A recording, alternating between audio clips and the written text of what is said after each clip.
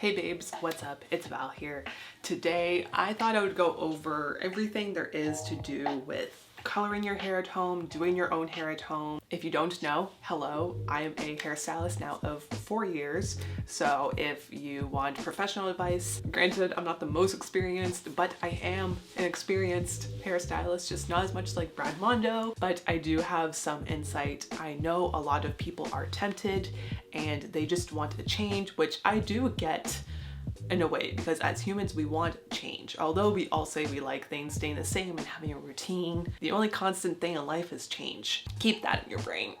But I thought with this I would show you guys like the best ways to do your own hair at home. I would highly recommend just wait it out, but that's just me. I've always been like this. These are my tips and tricks if you are going to do your own hair at home. So this is my sheer collection. I was gifted one, and the two last ones are the ones I got from my hair school when I took the program. So if you're just worried about split ends, because trust me, I get it, you can actually just take a little bit of your hair, maybe a bit bigger than what I'm taking right here, but you can just take it, twist it. I learned this in hair school for curly hair trims, but it applies here too. So if you twist your hair and then on the ends, when you twist it, you don't want to take off the big guys like these ones, because that could be an actual layer, but I see a few. And there we go. I got rid of a few of my split ends because trust me, I have a lot. My hair's been bleached a few times. That's a quick little way just to get rid of split ends if that's all you're worried about. Take it in sections, and like I said, just be mindful if you have layers, which almost everyone does, because I feel like layers are normal. But if you don't, then you will know that it's just split ends. So like this guy is a layer. I'm not gonna cut that off, but I see a little thing here. And there we go. My split ends are gone from that little section. And also too, if you're going to ask, is there a mask or anything I can do? Unfortunately, no. You have to just cut them off. There's no cure for split ends. I wish there was. Honestly, I wish I could keep this length, but I'm sure when I get back to the salon, I'm going to have to do a good chop. So if you've decided on cutting your own hair, if you're going to do it yourself, at least figure it out with elastics where you want it to be. By just using your fingers, you won't get like a clean line. At least when you're doing this with elastics, you can play with them, make sure they're even, and you can figure it out too if you don't even exactly know where you want your hair to be. If you have someone else living with you, I would highly suggest having someone else help you, because they can see the back of your head, unlike you. If you have normal density hair, you could just do like 4 quadrants, so like the 2 front sections and then 2 back sections. And then so when you're cutting it, you want to take the shears and have them point up like this. You want to cut the hair going up.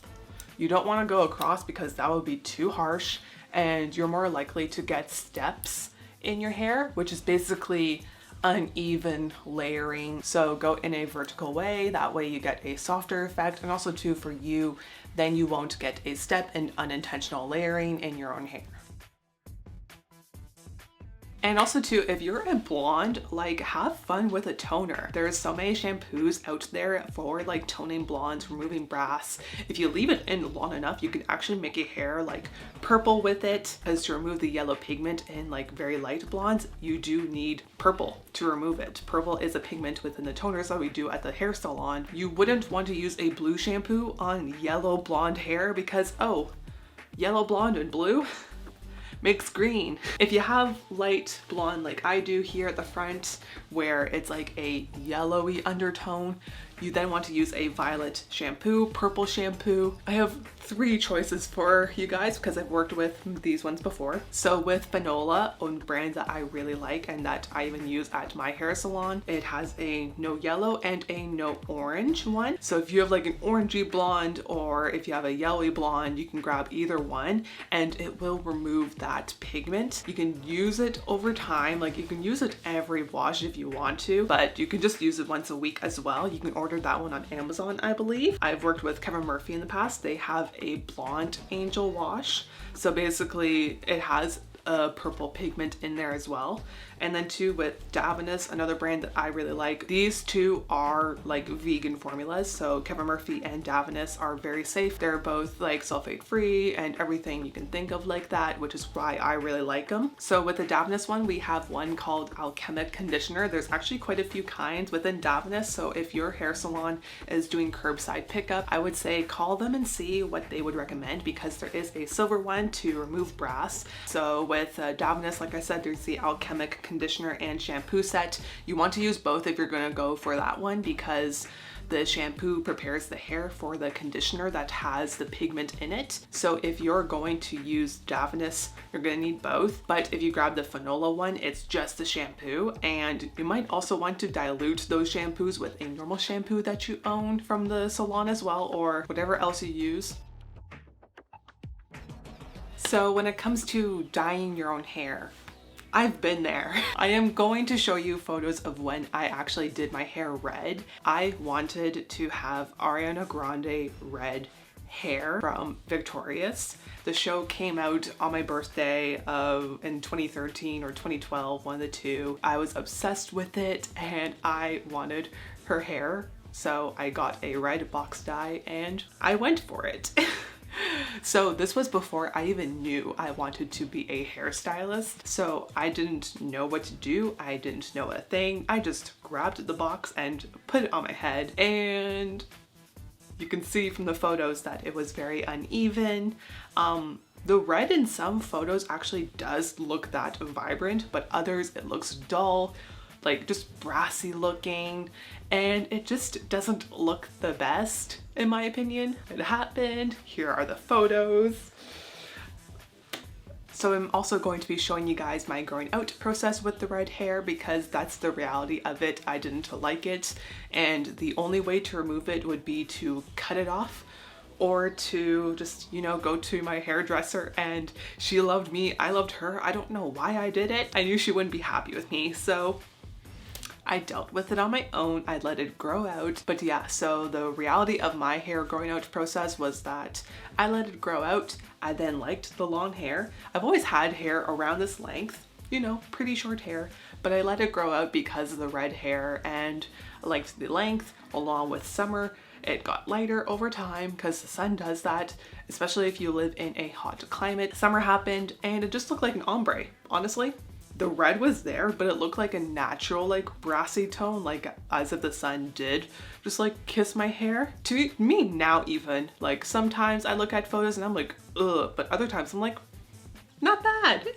So yeah, that's just the reality of me doing my own hair at home with red and growing it out. And nowadays I will say, please don't color your own hair at home. I know it's tempting. Like I said, I've been there. I showed y'all I was there. I would highly suggest that you don't, especially if you do have like hair done from the salon, like highlights, balayage. If you're thinking of removing it or going back natural, I would highly suggest that you don't. Like again, wait it out, wait a salon to open back up, because it is hard to remove that type of pigment out of hair. If you have highlights too, think about it. If you ever want to go light again, it will be a longer process than this one was, because we then have to go on top of that box dye and we don't know what's in it.